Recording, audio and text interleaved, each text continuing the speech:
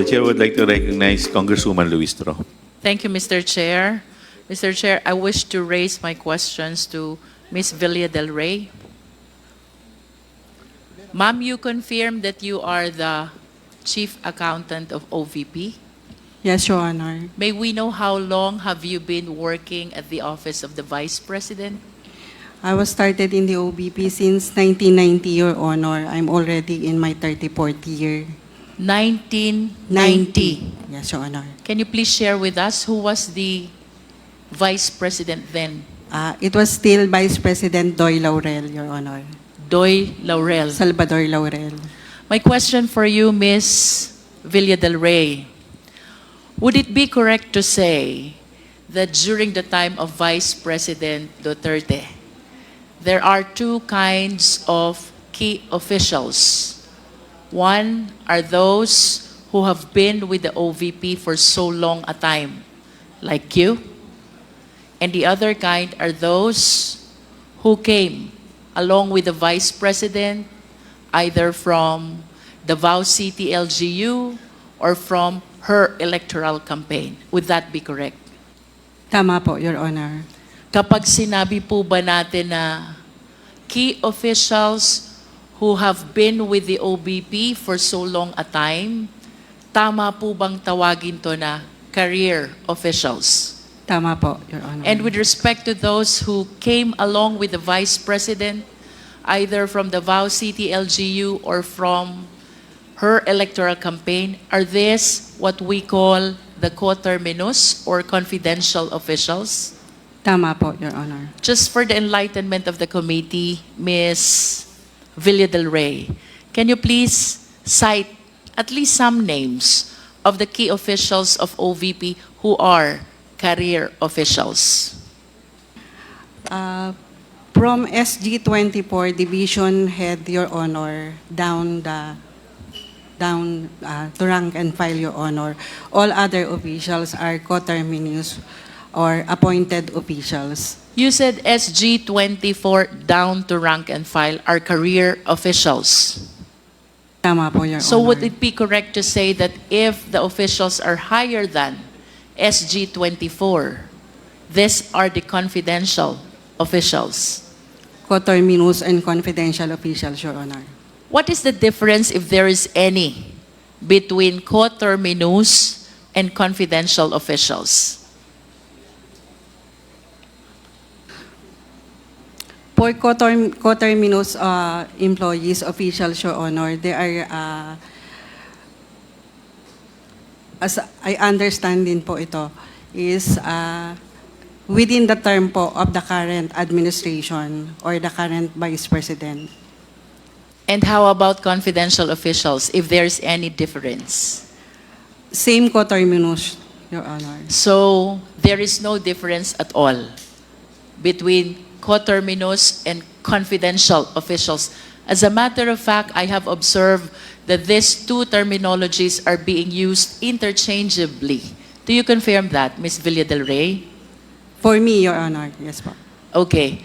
With respect to the confidential officials or coterminous officials, can you please name some or few officials who were brought in to the OVP by Vice President Duterte? Based on the positions, Your Honor, we have the Chief of Staff, the Assistant Chief of Staff, the Director for Operations, the Director for SMO, Director for Admin and Finance, and all other coterminous employees under the said officials. Does that include the Special Disbursing Officer? Yes, Your Honor. What salary grade is SDO? For our SDO, for confidential is, if tama po yung pagkakatanda ko, is SG24.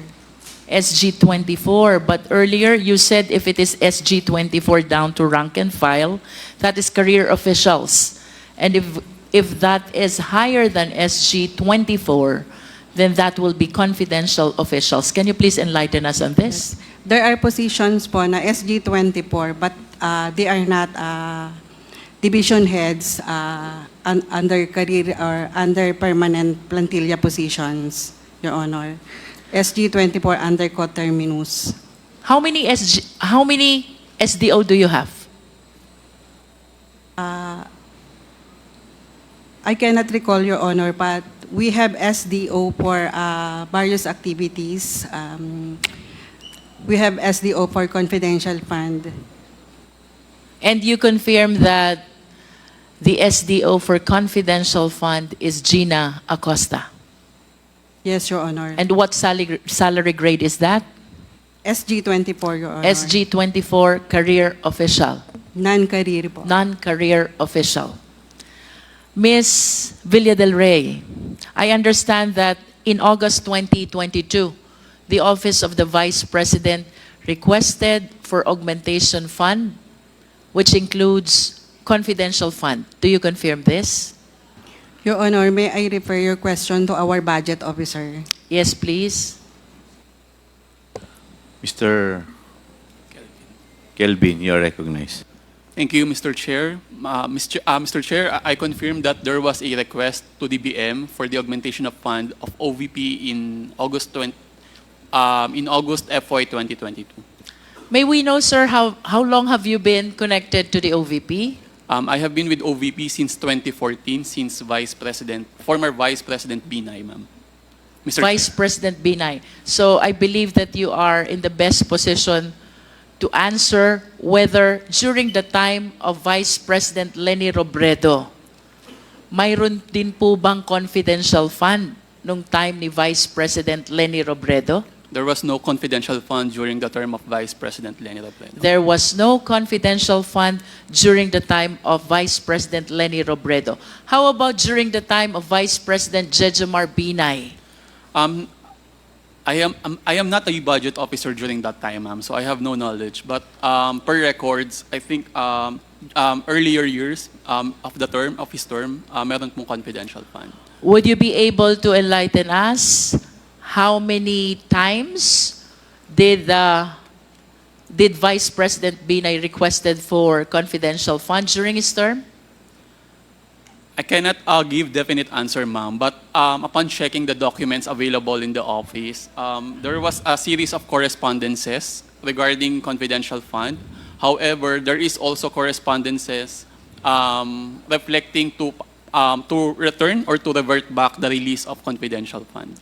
There are sources which say that Vice President Jejomar Binay had confidential fund only once. But of course, this is subject to your verification. I will check, Madam, Mr. Chair. I wish to go back to Ms. Villa del Rey, but I would not mind, Kevin, if you will continue answering my questions. She's temporarily out. Would it be correct to say, sir, since there are no confidential funds during the time of Vice President Robredo, and Vice President Jejomar Binay only had once, would it be correct to say that the career officials of Vice President of the Office of the OVP during the time of Vice President Sara are not used or inexperienced with respect to confidential fund? I would agree, Mr. Chair. However, we are always guided by certain circulars or guidelines.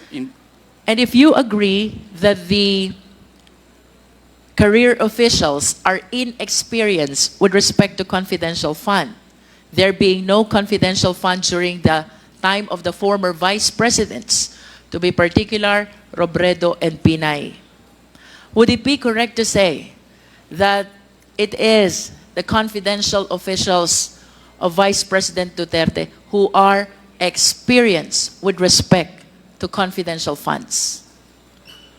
I have no information, Mr. Chair, with regard to the experience of the coterminous or confidential employees of this administration. Do you know Yusek Sulaika Lopez? Yes, Mr. Chair. Would you know where she came from before she assumed her position at the OVP? During that time, I think previously she was the city administrator of. And would you know how long she was employed as city administrator in Davao? No, Mr. Chair, I have no information. But at least would you know how long was she connected with Davao City LGU prior to OVP stint? I cannot remember, but during the first, I think payroll, of course, attachment of those documents are the service records, but I have no exact or number of years to tell the committee of Attorney Zuleika Lopez as employee of the Davao LGU. How about Miss Gina Acosta? Do you know her? Yes, Mr. Chair. Would you know where she came from? Same from Davao LGU. And would you know how long she was connected to Davao City LGU prior to her assumption of office at the OVP? No, Mr. Chair.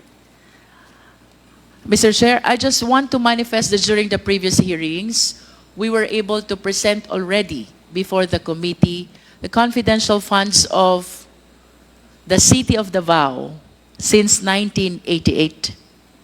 And if my memory serves me right, during the time of then Mayor Sara Duterte, the confidential fund was 420 million, and then it was raised to 460 million until she finished her term as mayor of Davao City. Having this in mind, sir, Yes, Mr. Chair. would you agree with me if I would say that Yusek Zuleika Lopez and SDO Gina Acosta are well experienced with regards to confidential fund? I cannot surmise, Mr. Chair, because I have no knowledge of their position or participation in the Davao LGU. Let us proceed to the fiscal and financial plan. I hope you are in the position to answer this. May we request the Secretary to please flash the fiscal and financial plan.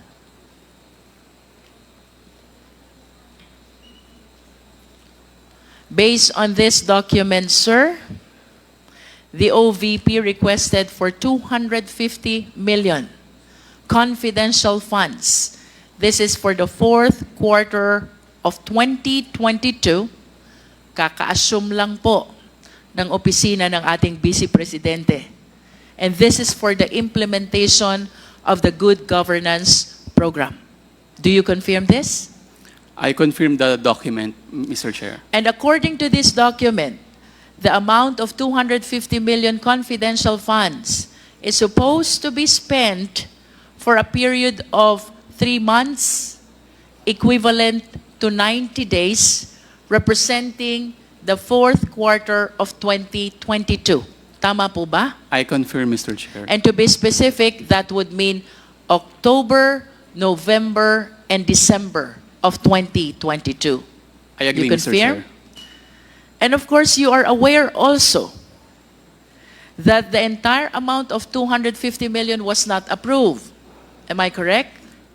Yes, Mr. Chair. And what was approved by the DBM only was 125 million. Tama po? That's correct, Mr. Chair. Considering that the program that was presented to the DBM for that 250 million is 3 months, equivalent to 90 days, representing the last 3 months of the year 2022.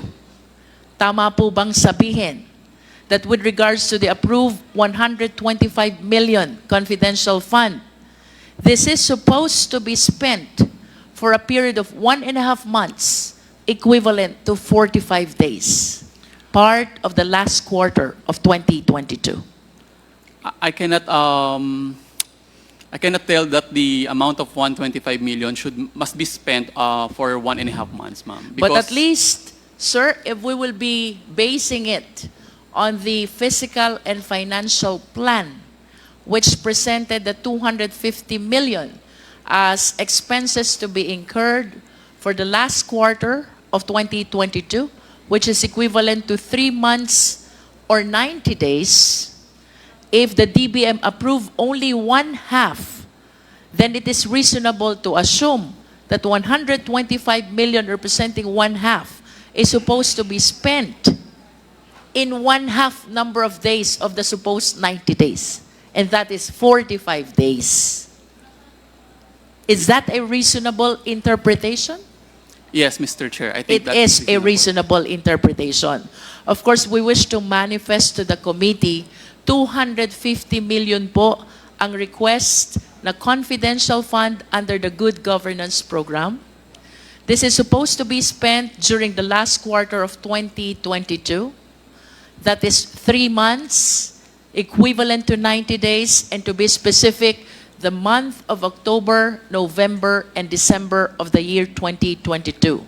Considering, Mr. Chair, that what was approved was only 1/2 of the requested amount, that is 125 million, I wish to believe that this is supposed to be spent in 1/2 of the presented period, that is 45 days or 1.5 months of the last quarter of 2022.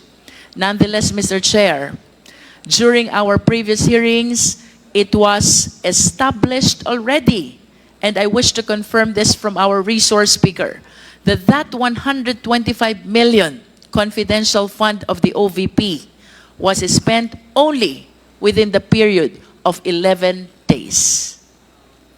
If we will base it on the date of check, I think it is equivalent to 11 days, ma'am, Mr. Chair. Yes, and can we please flash the next slide? There. The utilization of confidential fund, 125 million, December 21 to December 31, 2022, and that is equivalent to 11 days. Do you confirm this, sir? I confirm, Mr. Chair. Now, let us look back to the 16 million portion of the 125 million confidential fund, which was used in the maintenance or rental of safe houses. This was liquidated by the use of 34 acknowledgement receipts. Do you confirm this? I cannot confirm, Mr. Chair, because I have no participation or knowledge with regard to the disbursement or the liquidation of the I confidential understand. funds. Can we go back to Ms. Villa del Rey? Ma'am, can we confirm that the 16 million portion of the 125 million confidential funds was liquidated by way of acknowledgement receipts, 34 acknowledgement receipts representing rental of safe houses? I cannot confirm, Your Honor, since I have no personal knowledge on the disbursement and utilization of confidential fund. Do we have a resource speaker who have knowledge about this acknowledgement receipt? There is none. Nevertheless, Mr. Chair, let this representation manifest that the records show that the 125 million confidential fund was approved for the last quarter of 2022, and 16 million out of the same amount was liquidated by way of 34 acknowledgement receipts representing rental of safe houses. And I wish to further manifest, Mr. Chair, that the lowest amount among the 34 acknowledgement receipt is 250,000, which was spent for 11 days, representing the rental of 22,000 per day for the said safe house. The highest amount of acknowledgement receipt, Mr. Chair, is 1 million. And if we divide this into 11 days, that would mean that the rental per day for the safe house is 90,000, way higher than the luxury hotels as previously presented and established in our hearings, Mr. Chair. Mr. Chair, I wish to go back to Ms. Villa del Rey. Ma'am, doon po sa letter to the DVM for the request for augmentation fund. The purpose that was cited, safe implementation of various projects and activities under the Good Governance Program. Do you confirm this? I don't have knowledge of the request, Your Honor. I only have copy of the letter. Can we please flash again the physical and financial plan? At least Ms. Villa del Rey, please confirm it from the document from the office of the OVP. It says safe implementation of OVP. I cannot read anymore. Would you know, Ms. Villa del Rey, if during the time of Vice President Robredo, there is good governance program also? Yes, Your Honor. And under Vice President Robredo's good governance program, may kasama po ba doon na maintenance of safe houses? Wala po, Your Honor. Then can you please enlighten us? Bakit po dito sa good governance program ni Vice President Duterte may nasamang maintenance of safe houses under confidential fund? I'm sorry, Your Honor. Wala po akong knowledge doon sa disbursement and utilization ng confidential funds. Nonetheless, Mr. Chair, I wish to manifest that although both Vice President Robredo and Vice President Duterte, Congresswoman Luistro, maybe we can ask Attorney Sanchez because I noticed that her name was included in that document. Ms. Sanchez, Attorney Sanchez, Yes, Mr. Chair, Your Honor. do you confirm that Vice President Robredo has good governance program also? Yes, Mr. Chair. Would you Your Honor. confirm that under Vice President Robredo's good governance program, there is no confidential fund? Yes, Mr. Chair. And would you further confirm that under Vice President Robredo's good governance program, there is no maintenance of safe houses? Yes, Mr. Chair, Your Honor. Please enlighten us. Bakit po pagdating sa programa, same program, good governance program of Vice President Duterte, biglang nagkaroon ng confidential fund, biglang nagkaroon ng maintenance of safe houses? Your Honor, the budget was proposed by the Office of the Vice President. And it would be for different programs, Your Honor. But as to the details, Your Honor, I do not have information on the specific details and items to be spent under the confidential expense. Would it Your be Honor. correct to say that the key officials of Vice President Duterte altered the menu of the good governance program of then Vice President Robredo? Mr. Chair, Your Honor, I think that would be a possible explanation, Your Honor. And are they really allowed to alter the program?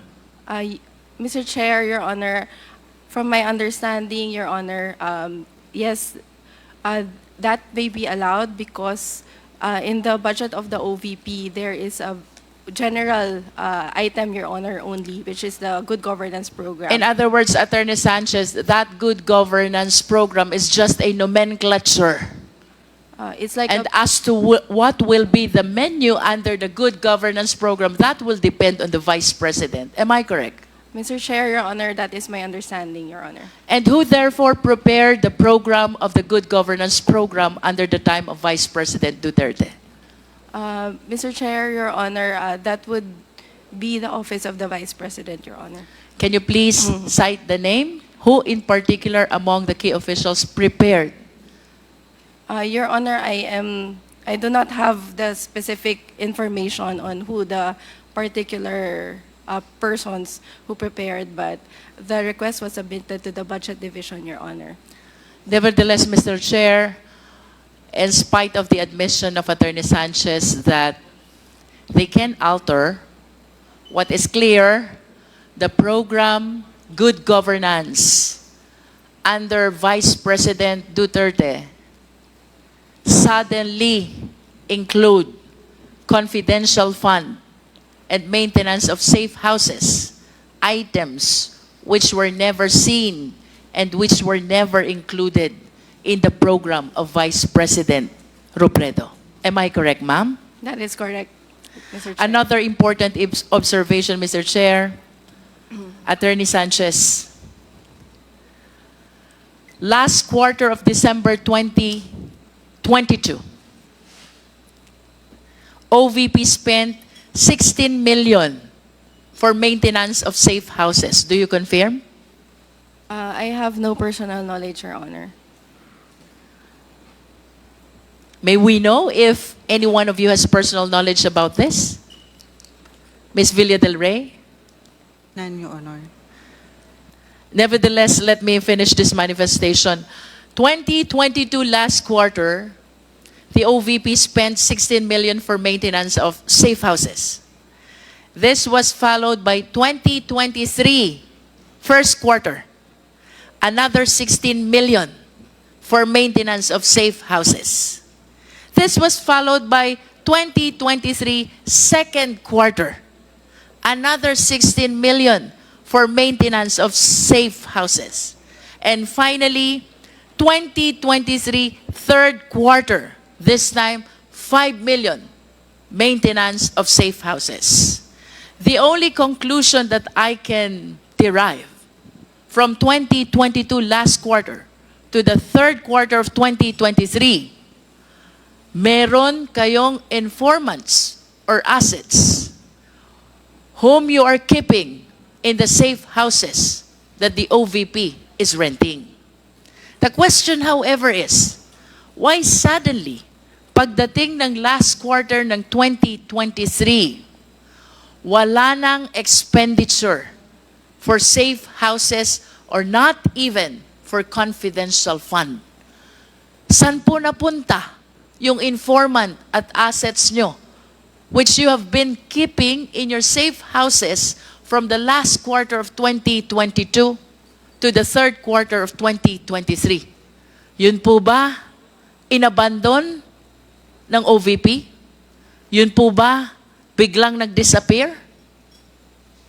I understand that you have no personal knowledge, but at least please give us a reasonable interpretation of what happened. Why suddenly, in the last quarter of 2023, nawala ang maintenance ng safe houses, which means nawala din ang informants at saka assets. Where did they go? Ms. Villa del Rey? I'm sorry, Your Honor, I cannot answer the question since I don't have really knowledge of the utilization of the confidential fund. Attorney Sanchez? Your Honor, I also apologize, same as the answer of Ms. Villa del Rey, Your Honor. Mr. Kevin? Say, Mr. Chair, I have no knowledge or participation in the utilization of the confidential funds. Ms. Rabago? Same, Mr. Chair. I don't have a personal knowledge on the utilization of the confidential Ms. funds. Villa del Rey, can you at least tell us who has the personal knowledge over these matters? Based on the JC and based on the issuance of cash advance, it is the Special Disbursing Officer Who as is? the accountable officer. Can you please cite the name of the Special Disbursing Officer? As shown in the check, Your Honor, it is Ms. Gina Acosta. And apart from Ms. Gina Acosta, who else has personal knowledge over these matters? I don't have idea, Your Honor. I And don't you have confirm knowledge. that Gina Acosta, the Special Disbursing Officer, whom you described earlier as confidential official with salary grade 24, is one of those who were subpoenaed and who did not appear. Tama po ba? Tama po, Your Honor. Thank you. I have nothing further, Mr. Chair. Thank you, Congresswoman Luistro.